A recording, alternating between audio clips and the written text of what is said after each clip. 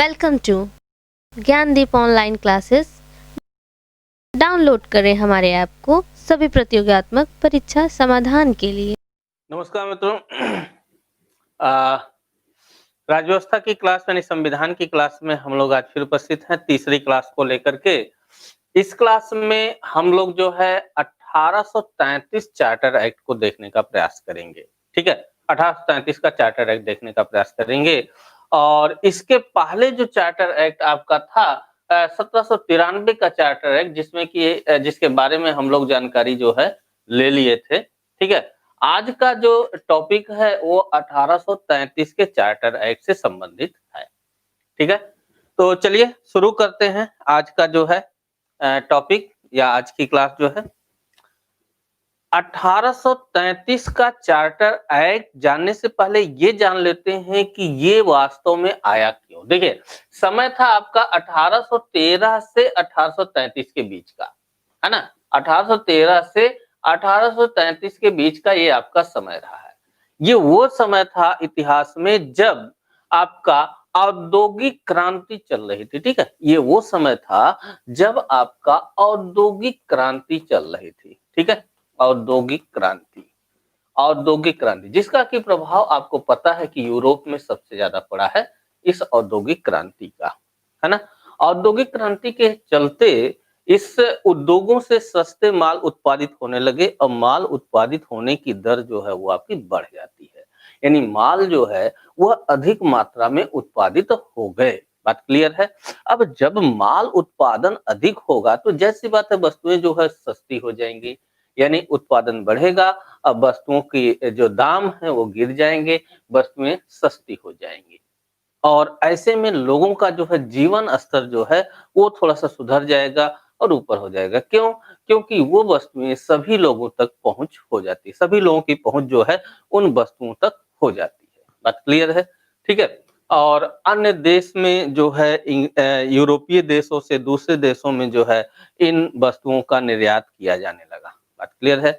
वस्तुओं का निर्यात जो है एक देश से दूसरे देश के बीच में आपका किया जाने लगा और निर्यात करने से जो है जैसी बात है हम किसी वस्तु का निर्यात जब दूसरी जगह करते हैं, यानी क्या हुआ, औद्योगिक क्रांति से उत्पादन बढ़ गया। ठीक है, उत्पादन क्या हुआ, बढ़ गया। इसके चलते क्या हुआ, जीवन स्तर जो है, जीवन स्तर सुधर गया। ठीक है, जीवन स्तर जब सुधरा और उत्पादन बढ़ा तो जैसी बात है निर्यात बढ़ जाएगा। ठीक है ना, निर्यात बढ़ जाएगा। बात क्लियर है। तो यही हुआ भी, निर्यात जो है यहाँ पर बढ़ जाता है। ठीक है, और निर्यात बढ़ने की वजह से क्या होगा, धन जो है आने लगेगा। ठीक है, आने लगेगा। क्या चीज, धन। धन जो है दूसरे देश से, भाई जिस देश को हम माल बेच रहे हैं वहां से धन जो है हमारे देश में आना शुरू हो जाएगा। धन जो है हमारे यहाँ आने लगे। हमारे यहाँ का मतलब ये है, इंग्लैंड की बात कर रहे हैं। ठीक है, इंग्लैंड में औद्योगिक क्रांति आती है, उस औद्योगिक क्रांति के चलते उत्पादन बढ़ जाता है और उत्पादन अधिक हो जाता है, वस्तुएं सस्ती हो जाती है क्योंकि उद्योगों में निर्मित होती हैं, खर्चा कम पड़ता है जिससे वो वस्तुएं सस्ती तैयार होती हैं, मार्केट में जो है वो लॉन्च कर दी जाती हैं। इंग्लैंड के लोग जो है अब अपने यहाँ से उत्पादित वस्तुओं को जो है दूसरे देशों में निर्यात करने लगे, तो दूसरे देशों से जो है मुद्रा इंग्लैंड में आने लगती है। ठीक है, धन आना प्रारंभ हो जाता है।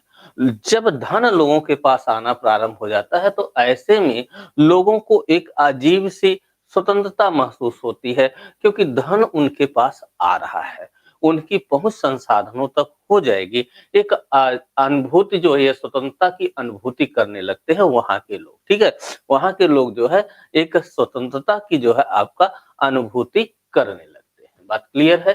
ठीक है, इससे क्या होता है, उद्योग बना है, उद्योग में क्या आएंगे, मजदूर आते हैं। ठीक है, मजदूर, है ना, यहाँ पर जो है आपके मजदूर मिलेंगे।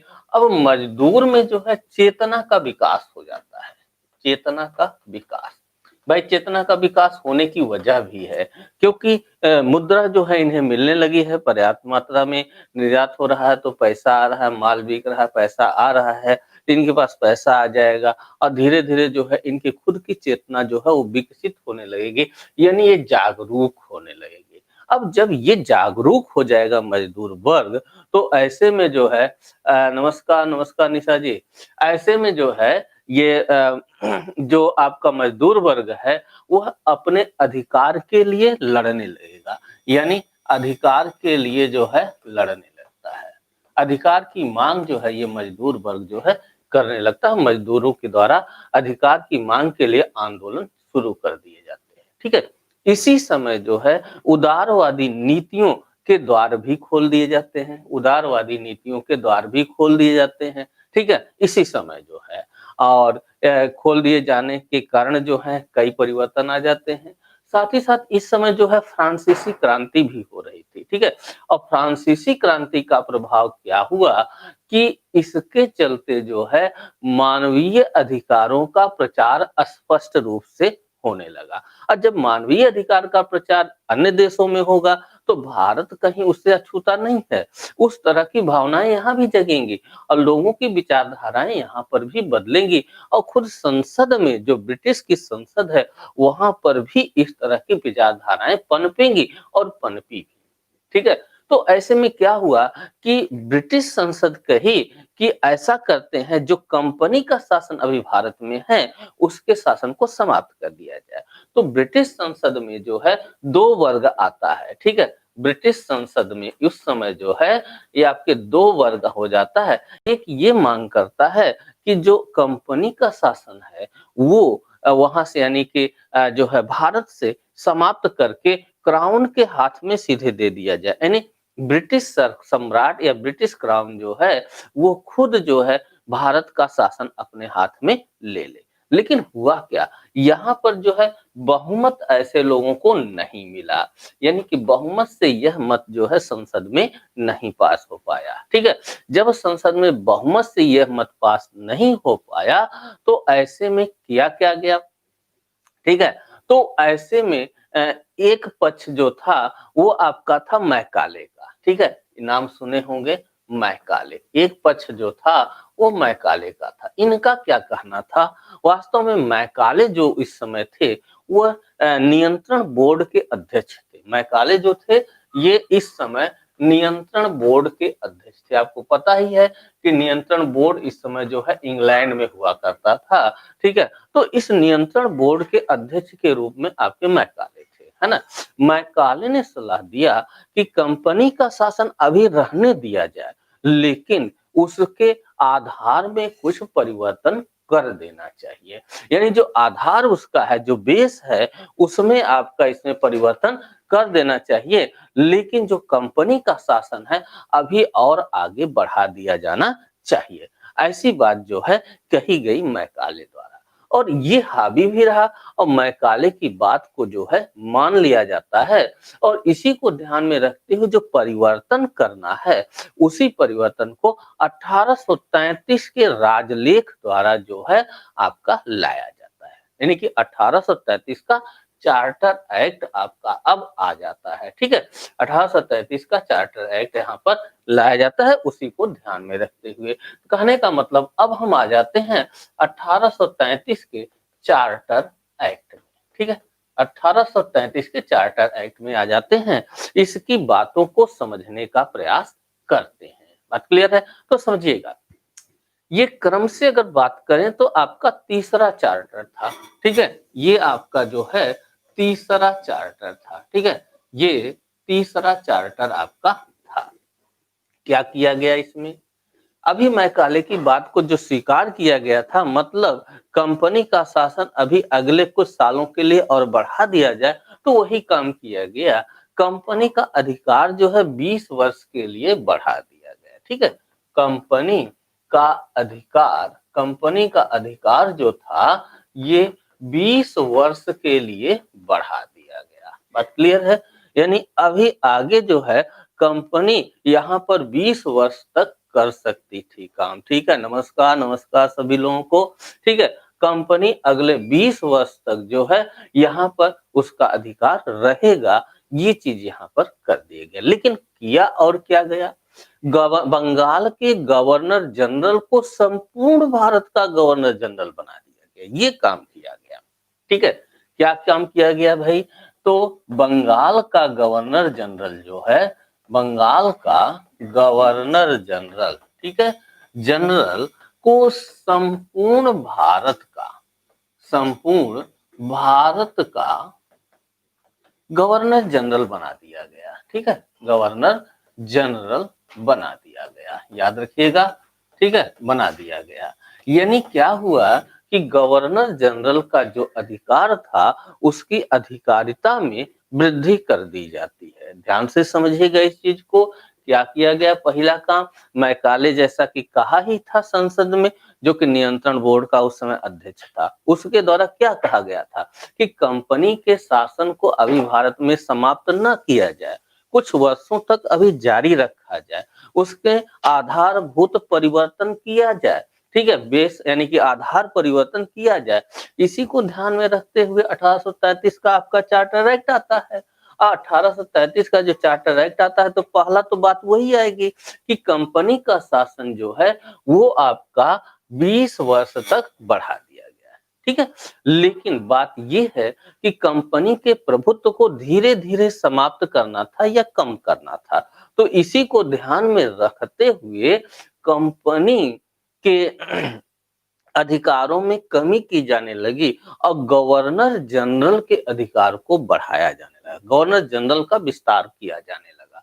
यानी बंगाल का जो गवर्नर जनरल था वह अब भारत का गवर्नर जनरल हो जाता है। जैसा कि आपको पता है कि 1833 में लॉर्ड विलियम बेंटिंग यहाँ पर था, ठीक है, लॉर्ड विलियम बेंटिंग यहाँ पर आपका था, ठीक है। अब यहाँ पर क्या होता है, ध्यान से समझिएगा इस चीज को। ये जो गवर्नर जनरल है अब जो हो गया कहाँ का? संपूर्ण भारत का, ठीक है, संपूर्ण भारत का गवर्नर जनरल हो गया। मतलब अकेले गवर्नर जनरल जो है वो संपूर्ण भारत के लिए कार्य करेगा।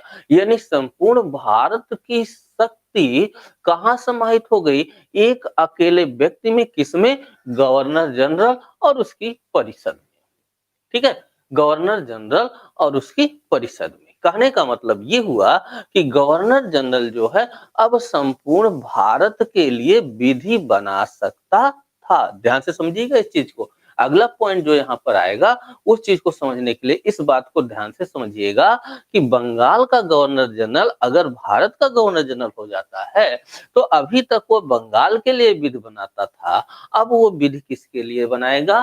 तो संपूर्ण भारत के लिए बनाएगा। और संपूर्ण भारत का एक विधि बनाने वाला हो गया कौन? Governor general. मतलब शक्ति का केंद्रीकरण हो गया, ठीक है, शक्ति का केंद्रीकरण हो गया, है ना, शक्ति का केंद्रीकरण कर दिया गया। यानी कि शक्ति जो है एक विशेष के हाथ में आ गई, केंद्र में आ गई, गवर्नर जनरल में आ गई संपूर्ण भारत की शक्ति जो अंग्रेजी शासन के अधीन था। बात क्लियर है? तो इस पॉइंट को आप याद रखिएगा। 1833 के द्वारा शासन प्रणाली का केंद्रीकरण कर दिया गया, ठीक है, इस बात को आप याद रखेंगे। अच्छा, तो ये चीज हुआ, लेकिन यहाँ पर एक चीज और जोड़ दिया गया। क्या? गवर्नर जनरल संपूर्ण भारत के लिए विधि तो बना सकता था, लेकिन उस विधि को बोर्ड ऑफ कंट्रोल रद्द कर सकती थी और अपना कानून ला सकती थी। बात क्लियर है? यानी किया क्या गया यहाँ पर? यहाँ पर किया क्या गया समझिएगा। गवर्नर जनरल, ठीक है, गवर्नर जनरल जो है संपूर्ण भारत के लिए विधि बना सकता था, ठीक है, संपूर्ण भारत के लिए विधि बना सकता था, ठीक है, विधि बना सकता था, परंतु बोर्ड ऑफ कंट्रोल, ठीक है, बोर्ड ऑफ कंट्रोल यानी कि कंट्रोल बोर्ड जो है, नियंत्रण बोर्ड जो है, नियंत्रण बोर्ड, ठीक है, नियंत्रण बोर्ड विधि को रद्द कर सकती थी, विधि को रद्द कर सकती थी, रद्द कर सकती थी, ध्यान समझिएगा, और अपनी विधि ला सकती थी। यानी गवर्नर जनरल के ऊपर बोर्ड ऑफ कंट्रोल हावी हो गया, ठीक है, बोर्ड ऑफ कंट्रोल हावी हो गया। बात क्लियर हो गई होगी। गवर्नर जनरल की परिषद के कानून को अब जो है अधिनियम कहा जाने लगा। यानी जो गवर्नर जनरल कानून बनाता है उसे अब क्या कहा जाने लगा भाई? तो अधिनियम कहा जाने लगा। जैसा कि आज भी होता है, संसद जो कानून बनाती है, विधानमंडल जो कानून बनाती है, वो हस्ताक्षर के बाद, राष्ट्रपति या राज्यपाल के हस्ताक्षर के बाद अधिनियम हो जाता है। ठीक है, उसी तरह की बात यहाँ पर भी की गई। गवर्नर जनरल की परिषद जो कानून बनाई, वह कानून अब अधिनियम कहा जाने लगा। बात क्लियर हो गई होगी इतनी। ठीक है, अच्छा, अगला काम क्या किया गया? मद्रास बंबई का विधि बनाने का अधिकार खत्म कर दिया गया।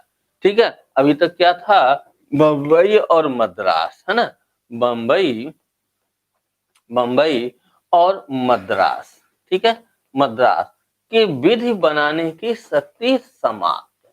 विधि बनाने की शक्ति समाप्त। शक्ति समाप्त, ठीक है, समाप्त। अब देखिए यहाँ पर ये भी केंद्रीकरण की ही तरफ ले जा रहा है कि यानी कि जो आपके प्रांतीय स्तर हैं, यानी बंबई और मद्रास के जो प्रांत हैं, वहाँ के जो प्रांतीय सरकार थी, वह अब विधि नहीं बना सकती थी। यानी गवर्नर जनरल ही सर्वोच्च अधिकारी हो गया या सर्वोच्च पद पर हो गया, जो कि विधि बनाने का काम करता था। बात क्लियर? तो विधि बनाने का कार्य किसके हाथ में चल गया? गवर्नर जनरल के हाथ में, जो कि संपूर्ण भारत का बनाना था। बंबई मद्रास की विधि बनाने की शक्ति भी खत्म कर दी गई। ठीक है, लेकिन यहाँ पर ध्यान दीजिएगा, एक काम किया गया। विधि परामर्श हेतु गवर्नर जनरल की परिषद में एक विधि सदस्य, चौथा सदस्य, इससे पहले 3 हो गए थे, एक निकल गया था, 3 हो गए थे। ठीक है, एक चौथा सदस्य जो कि विधि वेत्ता था, उसको शामिल कर लिया गया। ध्यान से समझिएगा इसको। ठीक है, यानी परामर्श के लिए जो है, परामर्श, ठीक है, के लिए परिषद में, ठीक है, परिषद में चौथा सदस्य आ गया। ठीक है, चौथा सदस्य ये किसका जानकार था? तो ये विधि वेत्ता हुआ करता था। यानी एक विधि वेत्ता के रूप में चौथा सदस्य यहाँ डाल दिया जाता है। ठीक है, चौथा सदस्य आ जाता है। लेकिन बात इसके साथ ये जुड़ती है, इस चौथे सदस्य के साथ क्या बात जुड़ जाती है कि यह बैठक में तो भाग लेगा, सलाह देगा, सब कुछ करेगा, मतदान नहीं कर सकता है। यानी जो विधि सदस्य यहाँ पर लाया गया, उसको मतदान का अधिकार आपका नहीं था। बात क्लियर है? तो मतदान करने का अधिकार विधेयता को नहीं था। ठीक है, व्यापारिक एकाधिकार कंपनी का, चाय चीन के साथ व्यापार को तो बंद ही किया गया था। ठीक है, उसको आपका बंद किया गया था 1793, सॉरी, चाय चीन को छोड़कर, चीन के साथ चाय व्यापार को छोड़कर बाकी एकाधिकार को तो हटा दिया गया था। किस अधिनियम में, किस चार्टर एक्ट में? तो 1793 के चार्टर एक्ट में। ठीक है, लेकिन 1833 में आकर के पूर्णतः हटा दिया गया। यानी व्यापारिक एकाधिकार जो कंपनी का था, उस संपूर्ण व्यापारिक एकाधिकार को यहाँ आकर के समाप्त कर दिया जाता है। ठीक है, अच्छा, बात क्लियर हो गई। ठीक है, हाँ, एक कार्य और किया जाता है, महत्वपूर्ण समझ लीजिए, प्रशासनिक राजनैतिक शक्ति। इसके पहले आप देखे थे, प्रशासनिक शक्ति और राजनीतिक शक्ति दोनों अलग कर दी गई थी। ठीक है, डायरेक्टर्स के पास व्यापारिक शक्ति थी और जो है प्रशासनिक शक्ति जो है बोर्ड ऑफ कंट्रोल्स के हाथ में चली गई थी। ठीक है, लेकिन यहाँ आकर के प्रशासनिक और राजनीतिक शक्ति जो है भी आपका कंपनी को सौंप दी जाती है। मतलब क्या किया जाता है, ध्यान समझेंगे, प्रशासनिक प्रशासनिक एवं राजनैतिक शक्ति, राजनैतिक शक्ति कंपनी के हाथ में सौंप दी गई। ठीक है, कंपनी के हाथ में सौंप दी गई। यानी अब फिर से प्रशासनिक एवं राजनीतिक शक्ति जो है वो कंपनी के हाथ में चली गई। बात क्लियर है?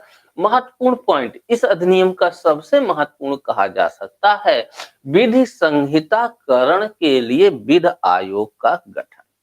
ठीक है, विधि संहिताकरण, विधि संहिताकरण के लिए, संहिताकरण के लिए विधि आयोग का गठन, विधि आयोग का गठन कर दिया गया। भाई विधि आयोग बना दिया गया।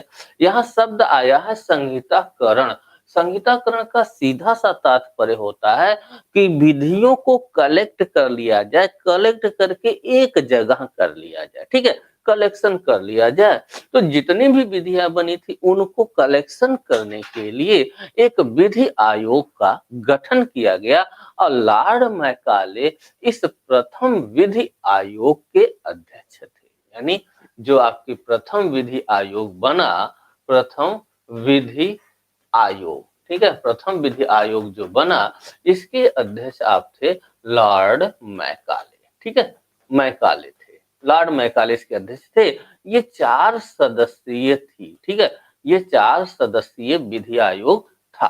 ठीक है, 4 सदस्यीय विधि आयोग था जिसके अध्यक्ष जो है आपके लॉर्ड मैकाले थे।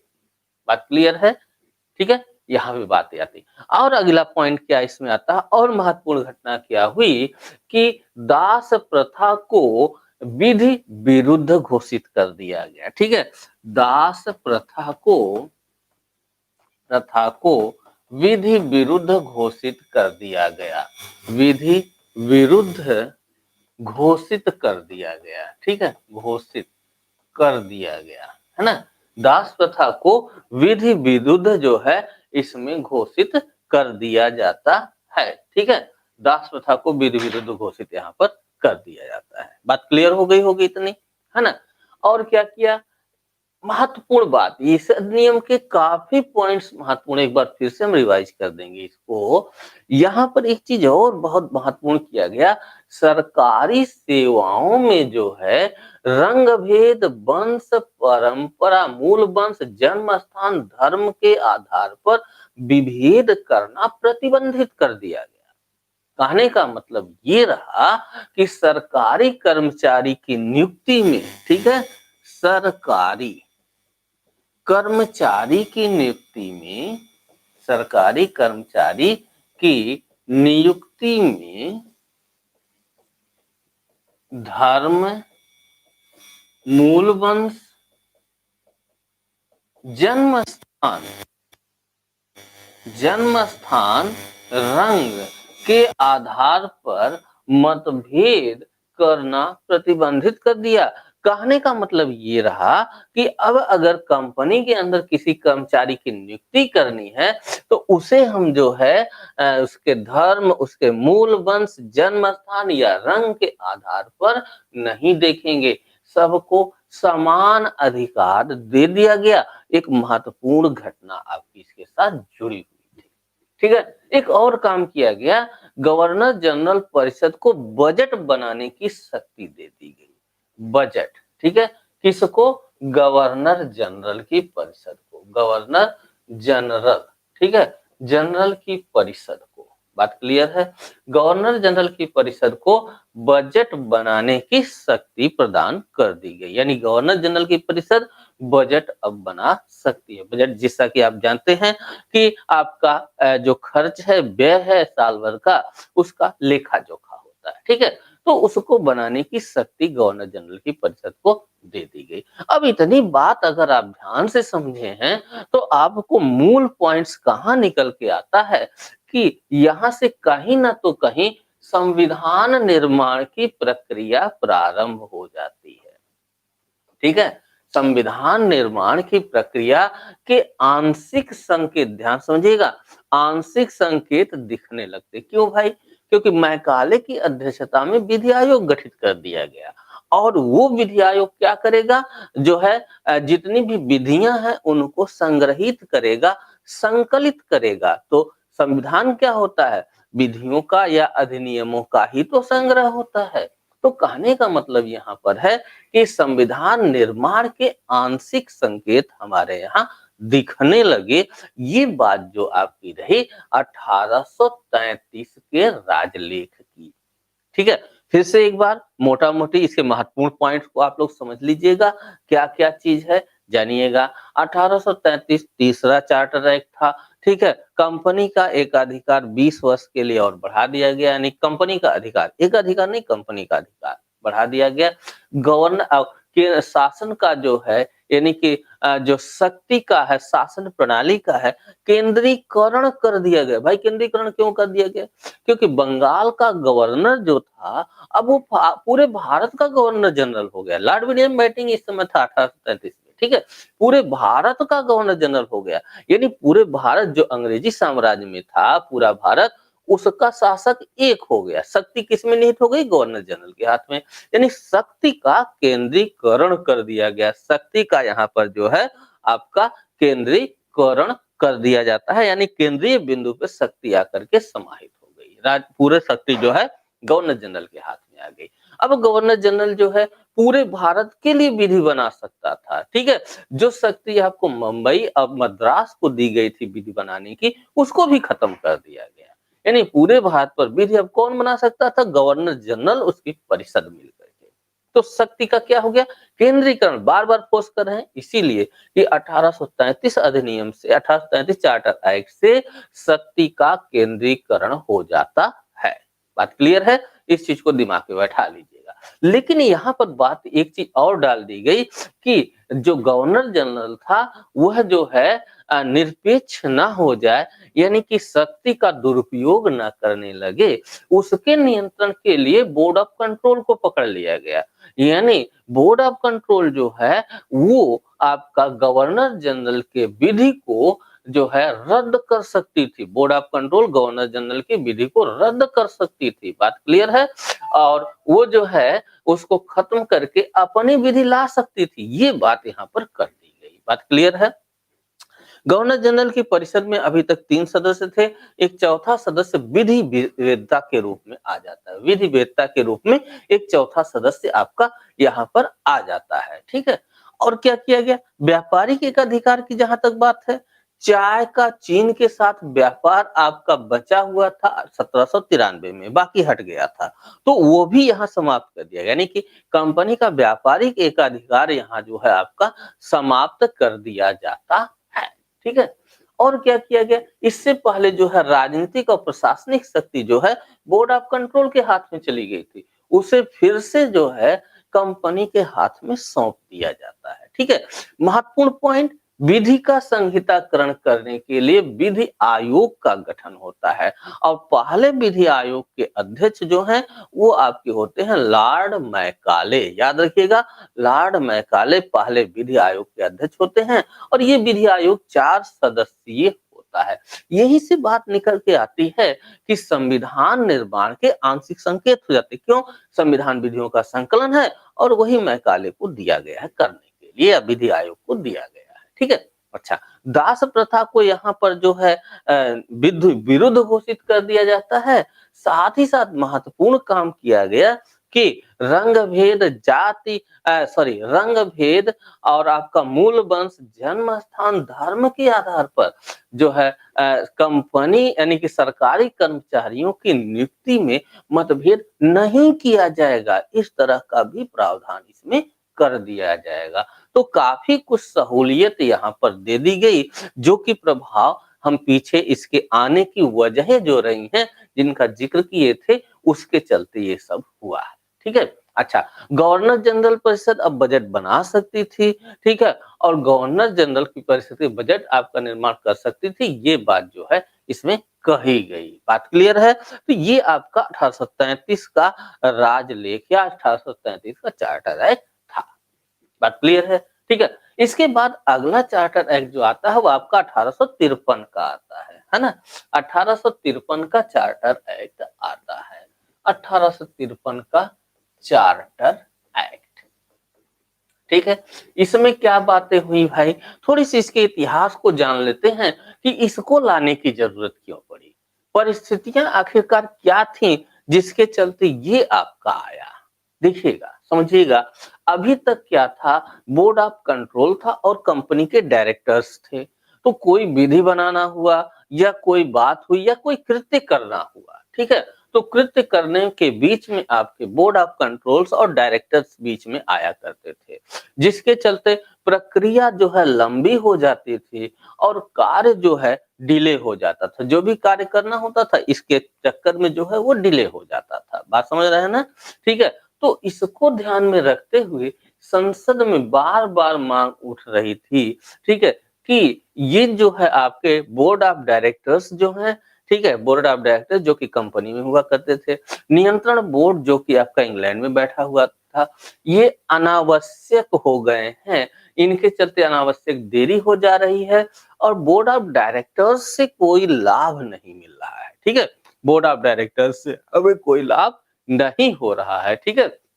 अनावश्यक जो है व्यय इन पर बढ़ रहा है, ठीक है? ये बात आ रही थी। साथ ही साथ संसद में मांग हो रही थी कि कंपनी की इंग्लैंड में जो दोहरी व्यवस्था थी, वो समाप्त कर दी जाए। दोहरी व्यवस्था की बात ना रहे। यानी ये आपका जो है बोर्ड ऑफ कंट्रोल और बोर्ड ऑफ डायरेक्टर्स जो आपके कंपनी के रूप में थे, ठीक है? इन सबको जो है कोई यूज़ नहीं रह गया था। इसी को ध्यान में रखते हुए परिवर्तन करने के उद्देश्य से आपका यहाँ पर आ जाता है 1853 का राजलेख। इस समय जो गवर्नर जनरल था वो आपका था डलहौजी, ठीक है? इस समय गवर्नर जनरल जो था वो आपका था डलहौजी, याद रखिएगा। डलहौजी इस समय गवर्नर जनरल था जब 1853 का चार्टर एक्ट आपका आता है। बात क्लियर है? ठीक है? तो ये क्या करता है या इसके समय जो चार्टर एक्ट आता है, कार्य क्या होते हैं? यहाँ पर विधिक कार्य और प्रशासनिक कार्य को अलग कर दिया जाता है। यानी एक तरफ जो है विधिक कार्य आ जाता है और दूसरी तरफ जो आपका आ जाता है प्रशासनिक कार्य, ठीक है? प्रशासनिक कार्य यानी विधि निर्माण का कार्य जो है ये अलग कर दिया जाता है। किसके हाथ में चला जाता है? इसके लिए जो है एक विधान परिषद का गठन किया जाता है। विधान परिषद, ठीक है? विधान परिषद का गठन किया जाता है। कुल इसमें 12 सदस्य हुआ करते थे। एक विधान परिषद का गठन किया जाता है। कुल इसमें जो है आपके 12 सदस्य हुआ करते थे। ठीक है? 12 सदस्य हुआ करते थे, है ना? और इसी में जो है आपके इसी में जो है इसके सदस्य जो हुआ करते थे 12, वो क्षेत्र और प्रांतों के सदस्य लिए जाते थे। क्षेत्रीयता का सिद्धांत यहाँ पर लागू किया गया। क्षेत्रीयता का सिद्धांत लागू किया गया। क्षेत्रीयता यानी प्रांतीय क्षेत्रों से जो है, ठीक है? क्षेत्र व प्रांतों से जो है ये सदस्य लिए जाते थे। यानी कि एक नया यहाँ पे बात निकल के आती है कि क्षेत्रीयता का प्रतिनिधित्व यहाँ पर दिया गया, ठीक है?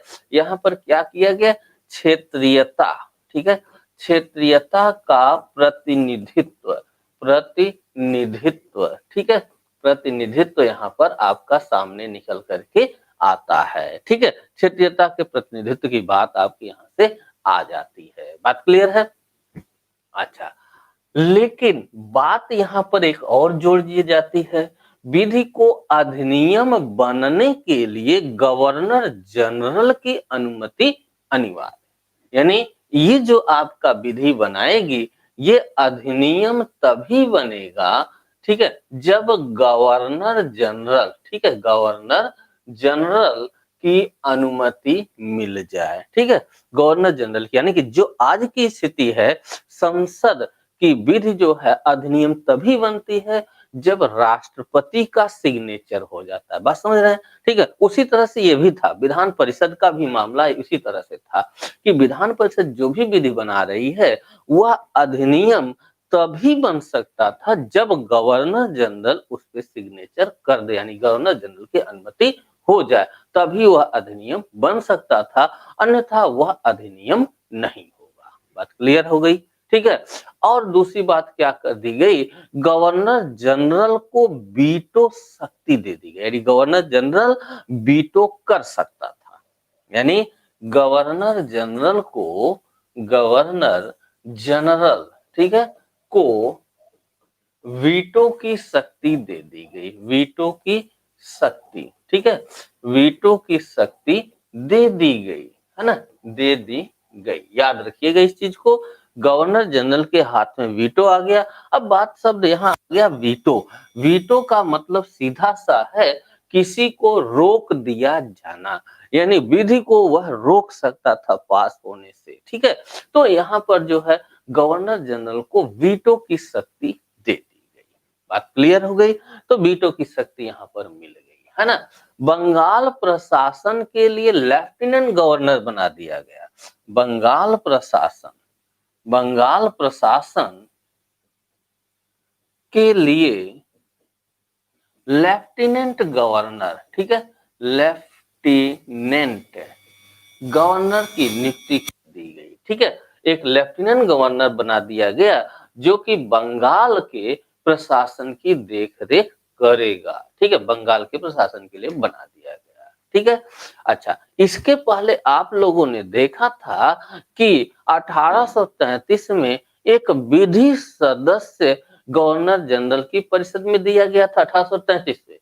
उस विधि सदस्य को गवर्नर जनरल परिषद का पूर्णकालिक सदस्य बना दिया जाता है। यानी यहीं पर जो है जो विधि सदस्य था, ठीक है, विधि सदस्य वो आपका पूर्णकालिक हो जाता है, पूर्णकालिक सदस्य हो जाता है। यानी जो गवर्नर जनरल की परिषद में अभी पीछे 1833 में आया कि एक जो है चौथा सदस्य विधि सदस्य नियुक्त किया गया था, जो केवल परिषद में भाग ले सकता था लेकिन मतदान वहां नहीं कर सकता था। अब यहाँ पर क्या कर दिया गया 1853 में आकर के उस विधि सदस्य को जो है वो पूर्णकालिक कर दिया गया, यानी कि वह जो है अस्थाई हो गया, ठीक है, अस्थाई हो गया। बात क्लियर है। महत्वपूर्ण बात यहाँ पर और जानिएगा कि कर्मचारियों की नियुक्ति के लिए प्रतियोगिता परीक्षा होने लगी। यानी कर्मचारियों कर्मचारियों की नियुक्ति नियुक्ति के लिए, ठीक है, के लिए प्रतियोगिता परीक्षा होने लगी।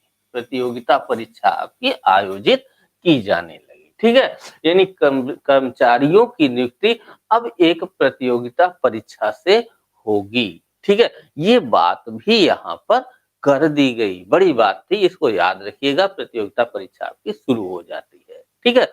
पिछले में क्या था, कर्मचारियों की नियुक्ति में जो है धर्म, मूल, वंश, जाति या जन्म स्थान या रंग के आधार पर मतभेद नहीं किया जा सकता था, ये पिछले में बताया गया था 1833 में।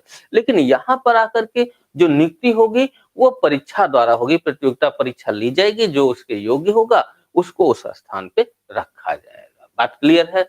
निदेशक मंडल में के 24 सदस्यों से कम कर 18 सदस्य कर दिया गया।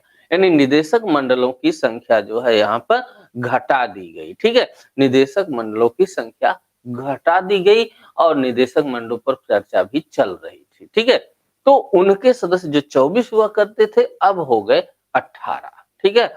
यह इतिहास में 1833 का चार्टर एक्ट अंतिम चार्टर एक्ट आपका था। तो अंतिम चार्टर एक्ट था। एक बार फिर से मेन पॉइंट को जो है यहाँ पर देख लेते हैं। 1853 का राजलेख, ठीक है, क्या है, डलहौजी इस समय आपका गवर्नर जनरल था। प्रशासनिक शक्ति और विधायी शक्ति को अलग कर दिया गया। विधायी सदस्य के लिए एक जो है विधान परिषद का गठन किया गया जिसमें 12 सदस्य हुआ करते थे। क्षेत्रीयता का सिद्धांत लागू हुआ, यानी क्षेत्रीय प्रांतीय आधार पर इसके सदस्य रखे गए, ठीक है। और ये जो परिषद जो कानून बनाती थी गवर्नर जनरल की स्वीकृति के बाद अधिनियम हो जाता था, इसकी अनुमति लेना आवश्यक थी, ठीक है। गवर्नर जनरल वीटो कर सकता था, यानी गवर्नर जनरल को वीटो की शक्ति प्रदान कर दी गई थी। बंगाल में एक प्रशासन के लिए लेफ्टिनेंट गवर्नर की नियुक्ति कर दी गई और साथ ही साथ आपका जो है विधि सदस्य को, जो कि गवर्नर जनरल परिषद 1833 में आया था, उसे पूर्णकालिक बना दिया गया। कर्मचारियों की नियुक्ति के लिए प्रतियोगिता परीक्षा को अनिवार्य कर दिया गया और निदेशक मंडल के सदस्यों की जो 24 संख्या थी उसको घटाकर 18 कर दिया गया। इतिहास का यह अंतिम चार्टर एक्ट था। ठीक है? तो आज की क्लास हम लोगों ने 1833 और 1853 चार्टर एक्ट की देखे। अगली क्लास में हम लोग इसके आगे बढ़ेंगे संवैधानिक विकास के रूप में। आपको एक सूचना दे देते हैं, अगर आप जो है इस तरह की क्रमिक क्लास लेना चाहते हैं, पूर्ण अध्ययन करना चाहते हैं, तो आपको हमारे ऐप से जुड़ना होगा, ठीक है? तो आप जो है हमारे ऐप से जुड़ जाइए, जहाँ पर आपको पूरी क्लास सीक्वेंस में मिलेगी। Gyandeep online classes, Gyandeep online classes, online classes, ठीक है? इस ऐप को आप अपने मोबाइल से गूगल प्ले स्टोर में सर्च करिए, वहाँ से इसे सर्च करके इंस्टॉल कर लीजिए। जो भी आपको जो भी आपकी तैयारी कर रहे हैं उसके अनुसार प्ले स्टोर से अपना रजिस्ट्रेशन करा लीजिए, ठीक है? और वहाँ पे आपको एक-एक वीडियो इसी तरह से सीक्वेंस में आपकी जाती रहेगी। ये क्लास आपकी सीक्वेंस में नहीं होगी और पूरी भी नहीं होगी, बीच में ये क्लास सीधे ऐप पे ट्रांसफर हो जाएगी, जहाँ पर लगातार आपकी ये क्लास चलती रहेगी, ठीक है? यहाँ से आपके यूट्यूब से बंद होकर के सीधे ऐप पे चली जाएगी। इसलिए बेटर होगा इस तरह के अध्ययन और सीक्वेंस पूर्ण जानकारी के लिए आप जो है हमारे ऐप को इंस्टॉल करें और वहाँ से आप जो है इसका अध्ययन करें। क्या-क्या क्लासेज आपको उपलब्ध है? यूपीएससी की आप क्लास ले सकते हैं, यूपी पीसीएस कहिए या आप किसी भी राज्य सेवा आयोग की बात कर दीजिए, आरओ, एआरओ की बात कर दीजिए, ठीक है? RO, ARO, TGT, PGT, TGT और पीजीटी के भी बैच लॉन्च किए जा रहे हैं। यूपीएसआई के बैच भी लॉन्च कर दिए गए हैं और भी बहुत सी परीक्षाएं, सबकी अलग-अलग कक्षाएं हैं, सबकी अलग-अलग क्लासेज हैं। जिसमें भी आप जाना चाहते हैं वहां से जाकर के रजिस्ट्रेशन करवा लीजिए, कर लीजिए। अगर कोई दिक्कत आती है तो आप कांटेक्ट कर सकते हैं 96 96 83 9809 पर। आप मैसेज करिए, व्हाट्सएप करिए या कॉल करिए, आपका पूरा समाधान किया जाएगा। तो हम लोग मिलते हैं कल फिर इसी समय यानी कि 9 बजे आपके राज्य व्यवस्था की क्लास में, संविधान की क्लास में जो है एक नए टॉपिक के